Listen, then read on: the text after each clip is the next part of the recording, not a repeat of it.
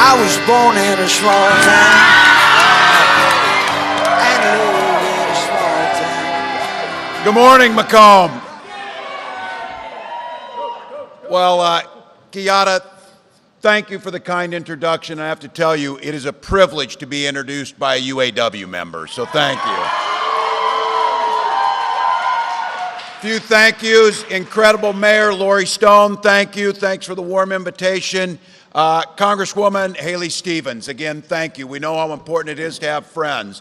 I'll have to tell you, too, it will be much better when the House of Representatives has Democrats having the gavels, so let's send Carl Malinga to the Congress. Make sure we get this done. And again, the privilege, I had the chance to serve with your incredible senator. Debbie Stabenow is the epitome of what a public servant looks like. Thank you, Senator Stabenow. And once again, she needs more company. You need to send and have Senator Slotkin as be our next senator. Make sure that gets done. And this is one, I know you all know it, but I'm bringing this from the rest of the country that knows it too. You have got a hell of a governor in Gretchen Whitmer, so she knows it. And to the folks here at Macomb County Community College, thank you for building the future and the skills necessary to move folks into the middle class. We're grateful you hosted. Before we get started, I just wanted to say, I know you're all thinking about it too. Our heart's going out to those communities across the Southeast that have been devastated by Helene and then Milton.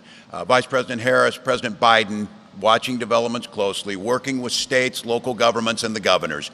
She'll stand with the people of the region every step of the way until this recovery and rebuilding is done from these storms, because that's what Americans do at a time of crisis. So thank you. All right. You might know I'm from Minnesota, but I say this with a pure and true heart on this. How great is it to see the Tigers playing baseball in October? So, it's a Central. It's a Central, but look, just one more reason Detroit's a great city, so that's what we know. So. All right, but here's the deal. From the Iron Range to Motor City, our states are united by the spirit of creation. The dignity and pride of working people stretches across this country, and that's exactly what I'm here to talk about today. Kamala Harris and I have a plan to build American industrial strength, powered by American workers. And I promise you this, when Vice President Harris and I are elected, we'll have your backs, just like you've had our backs every step of the way. Look, this is a defining arc of America's economic story. People came here to Michigan from across the nation and across the world for a shot at a better future for their families. And in the process, they built the engine that built this country. Vice President Harris understands that. She grew up in a middle-class family, understands that manufacturing jobs are a ticket to the middle class, and they don't require a higher degree many times, and they don't require student debt. Under her leadership, we're winning the race to make sure everything made in America. Kamala Harris has helped spur this resurgence of American manufacturing, especially here in Michigan. As Vice President, she invested in working people. And today, there are more factories getting built, more auto and construction jobs, and more American energy being produced than any day when Donald Trump was president.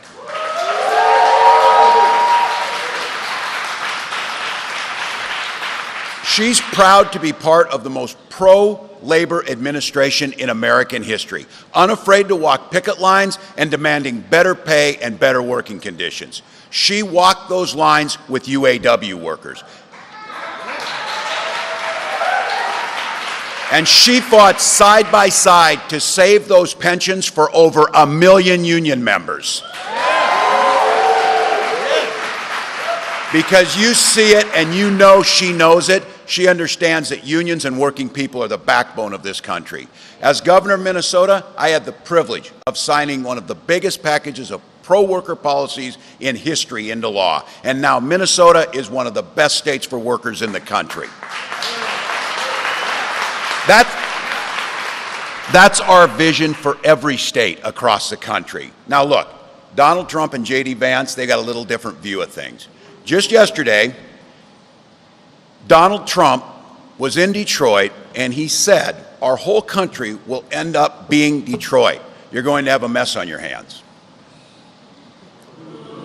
Well, look, I know you don't, that's not unexpected for him. That's exactly what he's going to do, tear down America. But if the guy would have ever spent any time in the Midwest, like all of us know, we'd know Detroit's experiencing an American comeback and renaissance.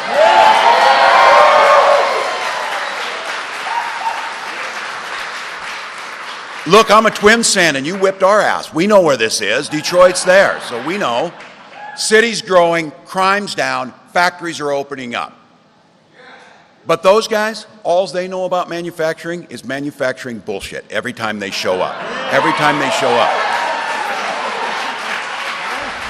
Look, this guy has spent his life, Trump has spent his life talking a big game, but he has been an absolute disaster for working people. One of the biggest losers of manufacturing jobs of any American president in history.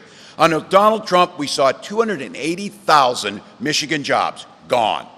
30,000 of those manufacturing jobs gone. Nearly 9,000 auto industry jobs gone. Trump's presidency was an endless string of broken promises. He actually came here to Warren when he first ran, and he promised you, under a Trump presidency, you won't lose a single plant. Technically, it wasn't a lie, because he lost 6 of them, not one. So, as they fact-checked me, I got it right. They lost 6 of them. Look, he lost the GM transmission plant down the road. I'm not telling you anything you don't already know. He promised to fight for union workers, repeatedly turned his back on them. He even encouraged automakers to move manufacturing out of Michigan and go to anti-union states so they could pay their workers less. There's the reason that the UAW members endorsed Kamala Harris, and your president and many of your members called him exactly what he was, a scab. All right, we all get it. Americans worry about it. He promised you he would stop the offshoring of jobs, but he cut taxes for corporations that during his presidency shipped 200,000 jobs overseas. He awarded $425 billion in federal contracts to companies that were offshoring those jobs. So some of you, this is spinning right now, you're thinking. So he gave your tax dollars to companies who sent your jobs abroad. That's Donald Trump. As a result of his trade wars, his disastrous mismanagement of COVID, at the end of his presidency, he had wiped out more than half of the manufacturing jobs that had been created in the decade before he came in. He was asleep at the wheel while China seized the advantage. And now he says we should just let China dominate the auto industry. But it's no surprise, Trump's all talk when it comes to being tough on China. Some of you heard this. We just found out his Trump-branded Bibles, yeah, they're printed in China. This dude even outsourced God to China. So just so we know. Again, I'm going to try and be generous here. I don't blame him. He didn't notice the Made in China sticker because they put it inside a place he's never looked in the Bible. So.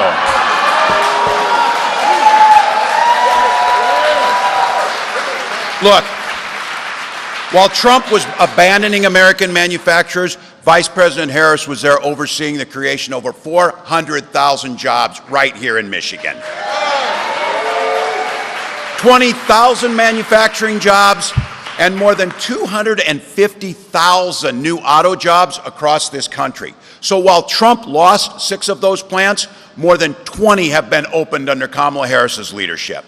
Now look, we all talk about this, and I get it. Some of those plants are going to produce electric vehicles. And I know there's some folks a little skeptical. Look, I'm a car guy. You get a little skeptical about this, it's the future. But here's my take on so many of these things.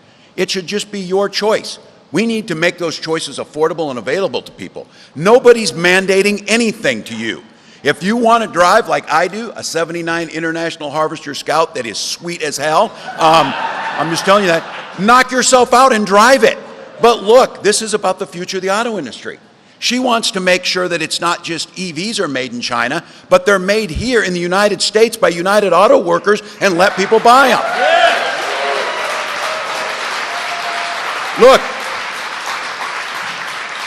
we got to make EVs. We got to make internal combustion. We got to make hybrids along with the batteries and chips so the auto industry stays competitive and can keep the jobs right here in Michigan. That's exactly what the administration did by encouraging GM to reinvest in the Lansing Grand River plant. Vice President Harris cast the deciding vote on that piece of legislation. It made sure that $500 million investment in Michigan would happen. One of those, that plant itself, saved 650 jobs and created 50 new ones by that investment. Those are good UAW jobs.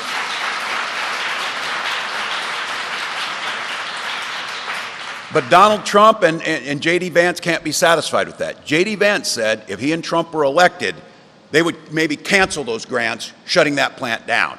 And he said not to worry about it, he said, because those jobs are just table scraps over there, table scraps. Tell that to 650 families who feed their families with those table scrap jobs. That's how this works. Look, we got to talk to our neighbors. These guys couldn't give a damn about Michigan workers. They care about their billionaire friends like Elon Musk. Now, look, this is the guy. This is the guy. Remember they caught him on tape, Elon Musk and Donald Trump talking? They were laughing about the idea of firing striking workers. You go in there and fire them before they can go on strike.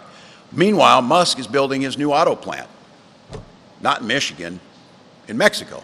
Going to build it in Mexico. And he rolled out, going to get his parts, red carpet, from China. So this is the guy that wants to be our economic czar for the country, the guy who wants to fire workers and bust unions, a guy who wants to take auto manufacturing to Mexico and source it with Chinese-made parts. You talk to your neighbors and friends and tell me if anybody in Michigan thinks that's a good idea, because it sure the hell isn't a good idea. Look, but it's not enough. You go out and talk to them. You talk to folks. We'll tell them who they are. Tell them who Donald Trump is. Tell them these policies. But we got to give them something to vote for. We got to tell them what we stand for and what we want to vote for. So here, let me tell you exactly what Vice President Harris and I will do.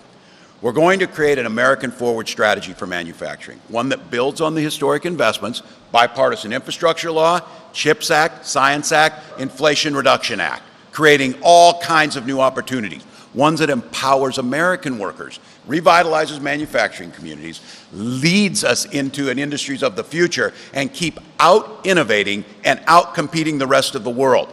We never fear the future. You build the future, and this gives us the opportunity to do it.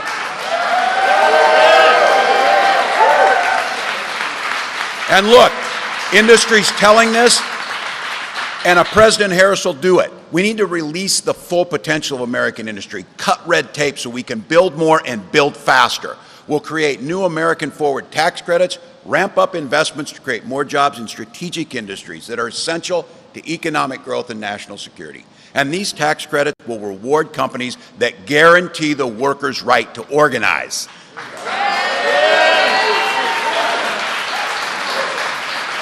Pretty frustrating to see your tax dollars go to companies that bust unions instead of giving them to that. We'll make sure they go to companies that encourage you to unionize and work together to grow America. And many in this room know, and I see this as a teacher and as a father of a young son, looking at it and encouraging him to get into the trades. Eliminating unnecessary degree requirements, increasing skill development for over 500,000 federal jobs. Because Kamala and I believe, like all of you do, is if you have the skills to do the job, you should damn sure be able to get the job, whether you have a degree or not. So look, setting a goal of doubling the number of apprenticeships and other training opportunities that lead straight into good-paying union jobs by the end of the first term is the goal to get done. As President, Kamala Harris has said, and she will, and we will be there, and you will be there, when she signs the PRO Act, making it easier to form a union. We'll have the back of UAW and the Stellantis workers when promises made are not being kept. We'll reform tax laws to make it easier for businesses to let workers share in company success. And we will never let other countries like China undermine those investments with unfair trade practices. Look, that includes supporting American-made products and steering all the federal context, your tax dollars, toward firms that commit to producing here at home, hiring union labor, hiring American workers. So there it is. That's our plan. If they ask you, what are you going to do and what are they going to do? And there's a track record of Vice President Harris and myself of not just talking about it, but making it happen. And what happens then is the middle class rises. People start to not just get by, they thrive. That's the goal. But I want to be clear. I've also at times said Donald Trump doesn't have a plan. He has a concept of a plan at times. But that wasn't exactly correct. He does have a plan. It's called Project 2025. Go Google this and find the stuff that's in there. And I kid you not, there's things in there about privatizing the National Weather Service for weather forecasting, things at a time what you're experiencing. But look, it's worse than that. They pretend like, oh, we don't really know what that is. We haven't heard of Project 2025. Senator Vance said he knows nothing about it, even though he wrote the foreword to the architect's book. I've never written a foreword to somebody's book, but I'm pretty sure I'd remember who it was if you did that. And these are the guys that wrote this. So look, I coached football for a lot of years. If you're going to take the time to draw up a playbook, you're damn sure going to run the plays. And that's what Project 2025 is. And I'm telling you, this thing is a damn nightmare.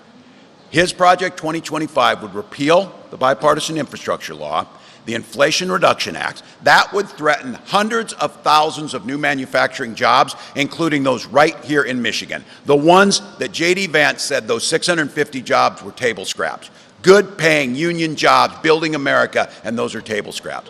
He would establish, and every single economist said so, a national sales tax on everything from groceries to prescription drugs. And the estimate is it would cost each and every one of you $4,000. He says those tariffs that Trump will pay, or that China will pay, Trump's tariffs, you're going to pay them. That's the way it always works. That's exactly what he's trying to do. And there, again, you heard it, that idea of a plan or whatever. He absolutely tried his entire time in office to repeal the Affordable Care Act, the thing that protects hundreds of thousands of Americans to be able to get affordable health care. And he talked about a Ponzi scheme. This guy, of all the schemes he had, the one that he went after was Social Security and Medicare, things that we pay into. That's the greatest anti-poverty program ever been devised. We pay into it. And I keep saying this. Might not be a big deal for him if you're sitting in Mar-a-Lago and you have $1 billion that you're not paying tax on, but it's a damn big deal for my nearly 90-year-old mom. That's how she pays her bills. That's how the rest of us think about it.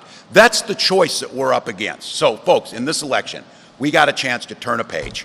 A new generation of leadership with Kamala Harris.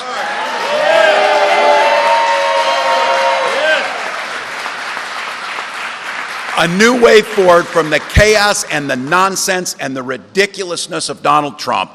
And here's the thing, it's a privilege to do it. We've got 25 days to work together to make a difference for the next 40 years, to revitalize American manufacturing, to take our lead, to put the middle class at the center, not the billionaires, to ratchet down the name calling, and just honest to God, not having to listen to this guy again for the next 4 years. So, look, I'm talking to a group of folks who know how to work and know what a hard day's work look like. So I know we're asking a lot, but we got 25 days. This is all gas, no brakes, sleep when you're dead type of attitude. I've been saying that, and someone came up to me and said, man, you're taking this way too serious there, Governor. You look like hell, man. We're working on this. Well, I'll look like hell for 25 days if it means putting Kamala Harris in the White House, Americans at the forefront of this. So you know, she says it,